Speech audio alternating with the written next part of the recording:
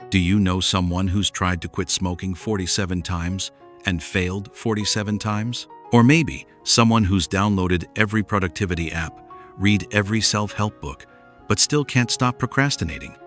Or maybe that person is you. Someone who's tried the 21-day challenges, the 30-day transformations, the 90-day programs, and every single time you make it to day 3, maybe day 7 if you're lucky, and then you're right back where you started, maybe even worse than before. You've probably heard the advice, just commit harder, just want it more, just push through the pain. But what if I told you there's an 800-year-old Japanese method that doesn't require commitment, doesn't need motivation, and actually works better when you do less, not more? This system brings together 5 ancient philosophies I've discussed on this channel: Ikigai, Kaizen, Hara-Hachi-Bu, Wabi-Sabi, and Gambaru. But I need to warn you, this system goes completely against what modern self-help teaches. It contradicts everything productivity gurus are trying to sell you. And it will ask you to do something so ridiculously small that you'll think I'm wasting your time. So small, you'll laugh. So small, you'll think it can't possibly work, until it works. Before I show you exactly how this works, I invite you to subscribe to the channel, like this video, and comment below which bad habit you most want to break. I read every single comment, and many subscribers have told me they've applied these teachings and experienced real transformation in their lives. Actually, this video was inspired by a comment from someone struggling with phone addiction who asked for help. So I'm focusing on that, but what you're about to learn can be applied to any addiction, any bad habit, any area of your life you want to change. Thank you for being here. I appreciate every single one of you. Now, back to the video. Today, I'm going to tell you the story of a woman named Sarah. Sarah was 34 years old, a successful digital marketer, and she was disappearing piece by piece without realizing it. Not physically, mentally. Every morning when she opened her eyes, the first thing she did was reach for her phone. Before her alarm went off, before she was fully awake, Instagram, LinkedIn, emails, WhatsApp, news sites, TikTok, phone in the bathroom, phone at breakfast, phone in the car at red lights, phone under the table during work meetings, phone at dinner, phone in bed, sometimes even phone in the shower. One day she counted. She had checked her phone 247 times. In one day, 247 times. And the worst part? She didn't remember anything. She could scroll for 6 hours, see hundreds of posts, and at the end, couldn't remember what she'd seen. Her brain wasn't there. Only her fingers were moving. She was on autopilot, in zombie mode, chasing something imaginary but didn't even know what it was. Her work performance had started declining. A report that should have taken her 1 day took 6 hours. Why? Because she checked her phone every 4 minutes. Every notification, every vibration, every flashing light distracted her. Her boss had noticed. "Sarah, have you always been this scattered?" No, but now she was. Home life was even worse. Her boyfriend Alex had stopped trying to talk to her, because when Sarah was on her phone, she wasn't there. Her eyes were on the screen, her brain was somewhere else, her soul was lost. Alex had said this to her one day. "When I talk to you, you look at me but you don't see me. You're there, but you're not." And Sarah didn't know what to say. Because Alex was right, the worst moment came at dinner at her mother's house. Her mother was telling her something important. Sarah was looking at her phone. Her mother stopped. Silence. When Sarah looked up, she saw something in her mother's eyes. Not disappointment, loss, as if she'd lost her daughter.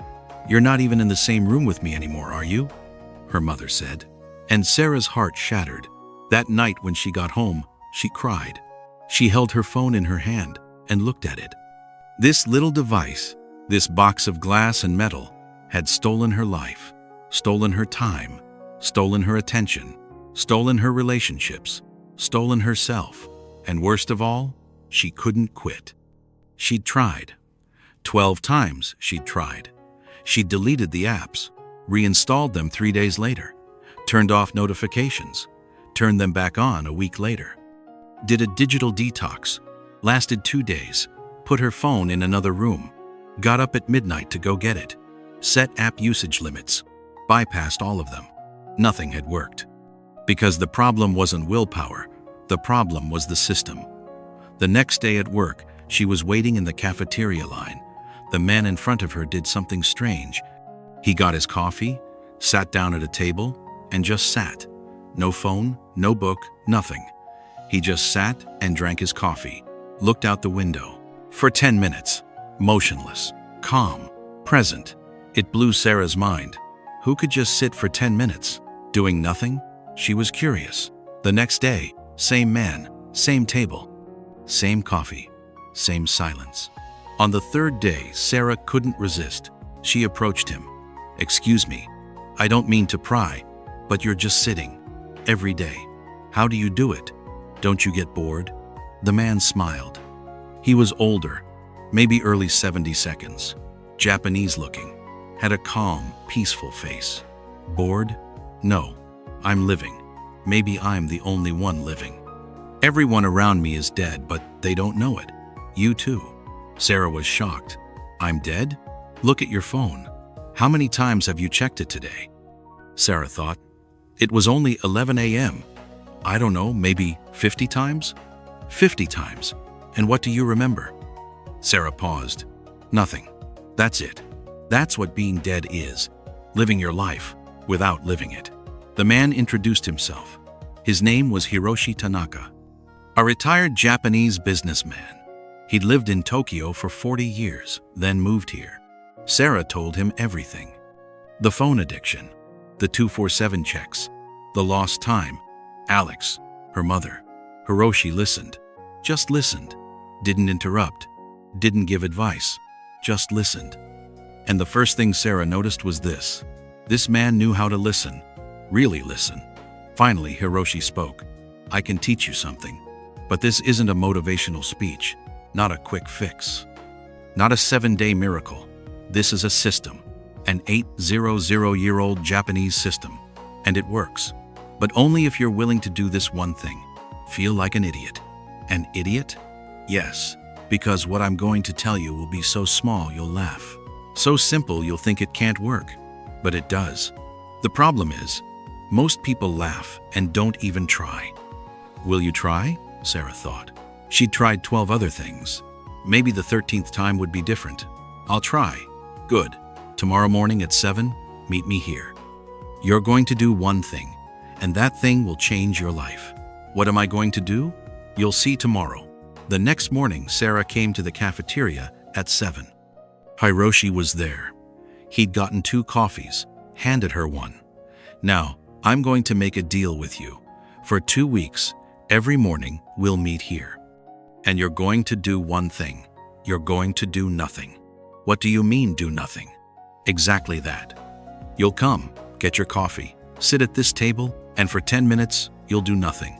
No phone, no talking, no thinking. Just sit. Sarah wanted to laugh. That's it? Sit for 10 minutes? That's it. But you won't be able to do it. Because people with minds elsewhere have forgotten how to sit. You can try. Today. Now. 10 minutes. Sarah looked. 10 minutes? This was child's play. Okay. She put her phone in her pocket, sat down. Hiroshi started the timer. The first minute was fine. In the second minute, her legs started itching. In the third minute, she felt her phone in her pocket. Was it vibrating? No. But it was like it was calling. Fourth minute, her fingers danced on the table. Fifth minute, 17 things she needed to do came to mind. Sixth minute, she couldn't take it. Is it over?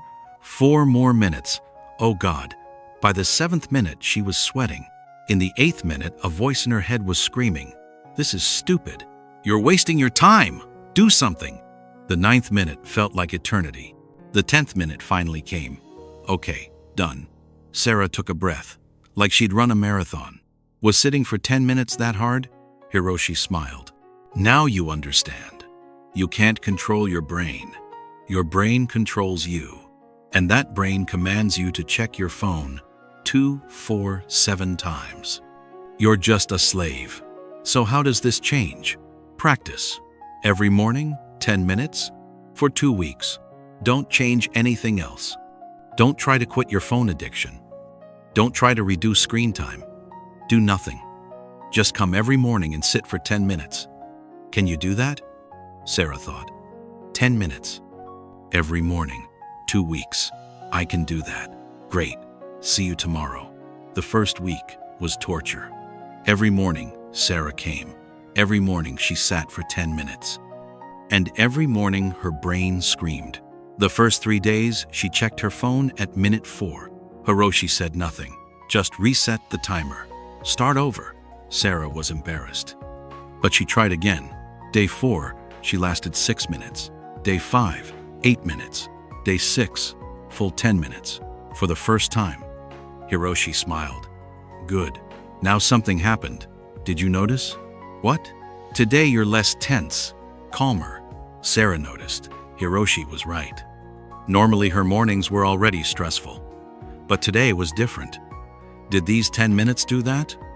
No. These 10 minutes taught you something. Whatever your brain says, you can choose to sit. You're in control. For the first time, small control. But it's a start. By the end of the second week, Sarah had sat for 10 minutes every morning for 14 days, without looking at her phone, doing nothing, and something strange happened. During the day, she was checking her phone less. When she remembered to count, it had dropped from 247 to 180. Still a lot, but there was progress. Over their last coffee, she asked Hiroshi, "Hiroshi, what do you call this system?" Kaizen, continuous improvement, but with microscopic steps. You were trying to climb the mountain all at once. I taught you to throw a single stone. Now if you're ready, let's throw the second stone. What's the second step? Now, every time you check your phone, first take 3 breaths. Just 3. Deep, slow. Then open your phone. That's it. Sarah waited for more. It didn't come. Just 3 breaths? Just 3 breaths. But every time, whether it's Instagram or email, every time you pick up your phone, first 3 breaths. Can you do it? Yes. But what will this change? Everything. Because right now you're on autopilot. You pick up the phone without even realizing it. 3 breaths takes you off autopilot, brings you to the present.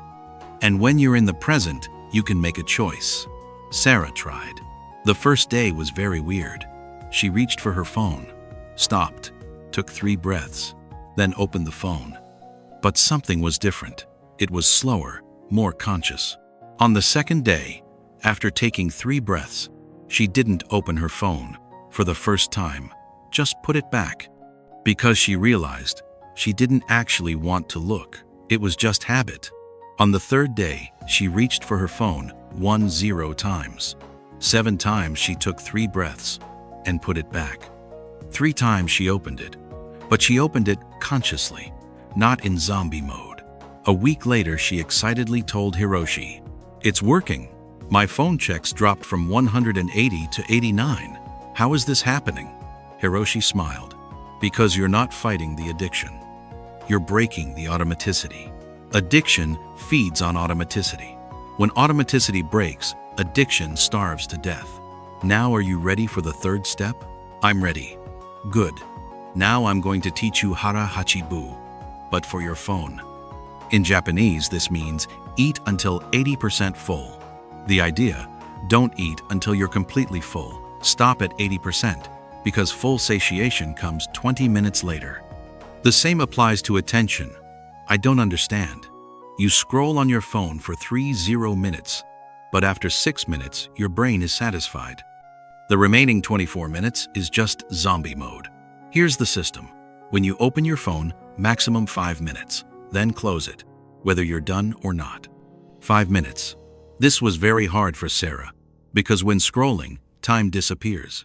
5 minutes feels like 50 minutes. But she tried. Set a timer, 5 minutes. When the alarm rang, she was shocked. I just started. But 5 minutes had passed. On the first day, she opened her phone 8 times. 5 minutes each time. Total 40 minutes. Normally, she'd scroll for 6 hours. From 6 hours to 40 minutes. A huge jump. But a week later, a problem occurred. She and Alex had a fight. A big fight. And Sarah returned to her old pattern. Grabbed her phone, opened Instagram, scrolled for 2 hours, hated herself. "I failed again," she texted Hiroshi. "Hiroshi, I ruined everything. I scrolled for 2 hours. I'm done." Hiroshi's reply came 5 minutes later. "Coffee tomorrow. We'll talk." The next day, Sarah came full of shame. Hiroshi was, as always, calm, non-judgmental. "Tell me," Sarah told him. "The fight, the stress, the return to the phone, the 2 hours, and now everything's wasted." Hiroshi shook his head. "No, nothing's wasted. You're learning Wabi-Sabi." "What?" "Wabi-Sabi, the beauty of imperfection. Japanese philosophy. The idea, nothing is perfect. Nothing is permanent. Nothing is complete. And this is acceptable. You were progressing for 30 days. You went back one day. So what? 29 days of success weren't erased. One bad day doesn't destroy 29 good days. But I failed. No, you stumbled. There's a difference. Failing is quitting. Stumbling is returning. You returned. You're here today, still trying. Then you didn't fail." Sarah's eyes filled with tears. "So what do I do now?" "The same thing. Tomorrow morning, sit for 10 minutes. When you pick up your phone, take 3 breaths. Stop at 5 minutes. When you stumble, you get up. You get up. You get up. Every time. Forever. That's Gambaru. Endurance." Months passed. Sarah applied the system. Every morning she sat for 10 minutes. With every phone check, she took 3 breaths. Limited each use to 5 minutes. And she stumbled. A lot. But every time she got up, by the 6th month, phone checks had dropped from 247 per day to 23. Screen time had gone from 8 hours a day to 47 minutes. But the biggest change wasn't in the numbers. One day at dinner, Alex said to her, "You came back." Sarah was surprised. "What do you mean? Before, when I talked to you, you were there but you weren't. Now you're there. Really there. You look in my eyes. You hear me. You came back." Sarah realized in that moment. She'd found herself again. She'd come out of zombie mode. She'd returned to life. At dinner with her mother, her phone stayed in her bag. For 2 hours. For the first time, her mother noticed. Didn't say anything. But that lost look in her eyes was gone. Her daughter had come back. At work, she finished a report in 90 minutes instead of 6 hours. Because there were no distractions, her boss noticed. "Sarah, what happened to you? You're so much sharper." "I just learned how to focus." Over their last coffee, Sarah asked Hiroshi, "Hiroshi, why do you believe in this system so much?" "Because 40 years ago, I was you. In Tokyo, in the business world, always busy, always rushing, never present. Then one day, life stopped. Heart attack, in the hospital. Doctors said, 'Slow down or you'll die.' But I didn't know how to slow down. I knew how to live fast. I knew how to be busy. But I didn't know how to live. Then a Zen master visited me, taught me one thing, how to sit. 10 minutes, every day. That's all. And those 10 minutes saved my life. Because for the first time I realized I'd never been present. I lived 40 years, but never lived. I was always in the past or the future, never in the now. Those 10 minutes brought me to the now. And now is living." Sarah wiped her eyes. "So what do I do now? The system's done. But what's next? There is no next. This is forever. Every morning, sit. In every breath, be present. Every day, Kaizen. 1% better, forever. Because this isn't life, Sarah. This is the way of living. The way never ends. And that's beautiful." A year later, Sarah was a completely different person. She still had her phone, but the phone wasn't controlling her. She was controlling the phone. Average 31 minutes screen time per day. Most for work. Social media? Twice a week. 10 minutes. It was enough. She and Alex got engaged. Weekly dinners with her mother. No phone. She got promoted at work. Because while everyone else was distracted, she was focused. But the most important change was internal. For the first time, she was living her life, really living. Zombie mode was over. Autopilot was off. Present mode was on. And that changed everything. One day in the cafeteria, she saw a woman, young, late 20s, sitting at a table, scrolling on her phone. Her eyes were glassy. She wasn't there. Sarah's self from 2 years ago. Sarah approached her. "Excuse me. I don't mean to bother, but you're not there, are you?" The woman was surprised. "What? You're on your phone, but you're not there." "I know, because I was too. I can teach you something. Would you be interested?" And so it began. Sarah was now teaching others, just like Hiroshi taught her. Every time the same system. Sit for 10 minutes. Take 3 breaths. 5-minute limit. Wabi-Sabi, Gambaru, Kaizen. And every time, 9 out of 10 people laugh and don't try. But that 10th person, that person tries, and that person changes. Hiroshi is now 75 years old, still in the cafeteria every morning, still sitting for 10 minutes, still not talking to anyone. Just sitting, living. And from time to time, Sarah joins him, side by side, in silence, for 10 minutes. Doing nothing, but doing everything. Because doing nothing is the most revolutionary act in this age. Now I'll ask you, are you like Sarah?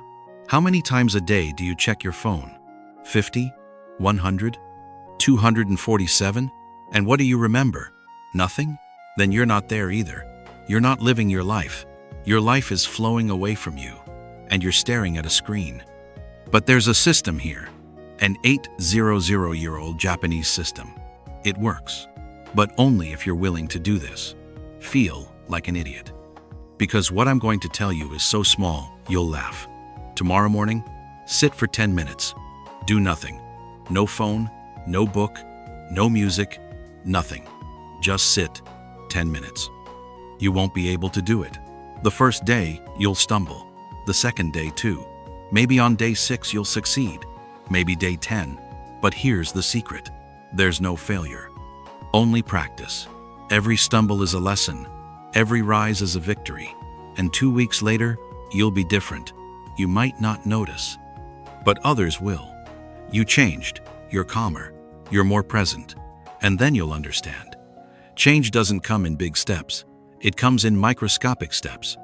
Ikigai gives you purpose. Kaizen gives you method. Hara-Hachibu gives you measure. Wabi-Sabi gives you compassion. Gambaru gives you strength. But before all of that, you need one thing. A beginning. 10 minutes. Tomorrow morning. Do nothing. Just sit and live. If this video made you feel something, subscribe, like, and write in the comments. Will you sit for 10 minutes tomorrow morning? Just yes or no. That's all. Because the moment you write it, you've made a commitment to yourself. And that commitment is the first step of change. Come back here in 2 weeks and tell me, how many days did you do it? How many times did you stumble? How many times did you get up? Because the numbers don't matter. What matters is, you're still trying. You're still here. You're still living. And that's enough. Always enough. Thank you for watching this far. This means you're ready to change. See you in the next video. And remember, be present. Walk with honor. Follow the path.